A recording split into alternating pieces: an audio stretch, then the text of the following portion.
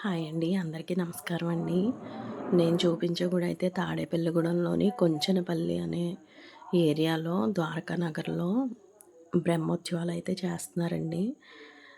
వెంకటేశ్వర స్వామివి చాలా గ్రాండ్‌గా చేస్తున్నారు.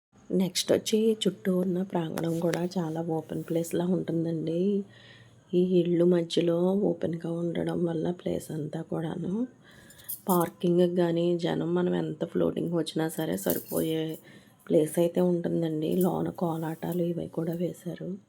ఇదిగోండి కళ్యాణం జరగడానికి స్టేజ్ కింద పెట్టారు గుడికి ఎదురుగుంగా. ఇక్కడైతే స్వామివారి పూజా కార్యక్రమాలు, కళ్యాణం అన్నీ చేస్తున్నారండి. నెక్స్ట్ వచ్చి ఇదిగోండి పైకెక్కే దారంతా గుడి మెట్లనమాట. లోనకి గుడిలోంచి లోనకొస్తున్నారు. గుడిలోనకి అందరూ వస్తున్నారు. నెక్స్ట్ ఈ చుట్టూ అయితే లైటింగ్ కూడా చాలా పెట్టారండి. అసలు మొత్తం గుడి చుట్టూ, గుడికి ఎంట్రన్స్ మీకు ఇందాక చూపించాను కదండీ! ఎంట్రన్స్ అంతా కూడా చాలా పెట్టారు. అక్కడి నుంచి ఎలా పెట్టారనేది మీకు లాస్ట్ వీడియోలో అయితే కనిపిస్తుందండి.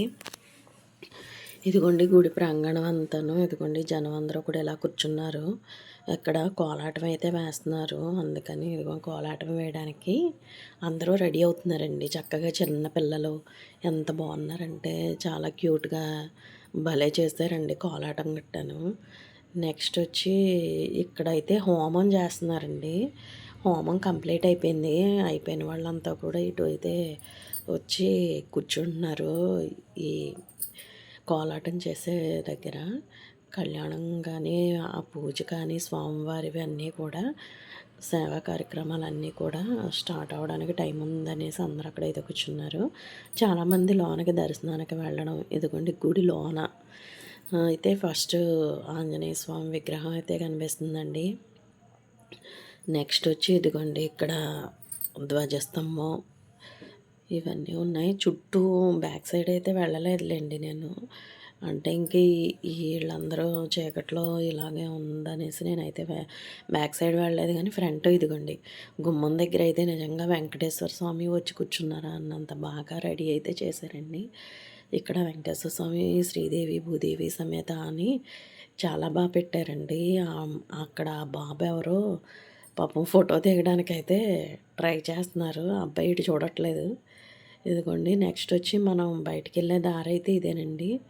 ఇక్కడి నుంచి ఇలా బయటకైతే వెళ్ళడానికి దారి అయితే ఇదేనండి. ఇలాగ అదిగోండి లైటింగ్ అంతా ఎదర పెట్టారు. ఇక్కడంతా మామూలుగానే ఉంది. ఇళ్ళు గట్టా ఉన్నాయి కదండీ! ఇక్కడి నుంచి అయితే లైటింగ్ ఇదిగోండి బయటికెళ్ళేటప్పుడు. నేను వచ్చేటప్పుడైతే తీయలేదు ఈ లైటింగు. అందుకనేసి ఇప్పుడైతే తీశాను కాబట్టి మీకైతే చూపిస్తున్నానండి. ఇక్కడైతే రామావతారం, వెంకటేశ్వర స్వామి అవన్నీ కూడా లైటింగ్ రూపంలో చాలా పెట్టారండి. అసలు ఆ లైటింగ్ కానీ, ఇవి కానీ చూడడానికైతే చాలా చాలా బాగున్నాయండి. నెక్స్ట్ ఇవి అయితే 9 రోజుల పాటు ఉత్సవాలయితే జరుగుతాయంటండి. బ్రహ్మోత్సవాలుగా అంటున్నారు కాబట్టి 9 రోజులు జరుగుతాయండి. లాస్ట్ రోజైతే భోజనాలు గట్టా పెడతారంటండి 9వ తారీఖున.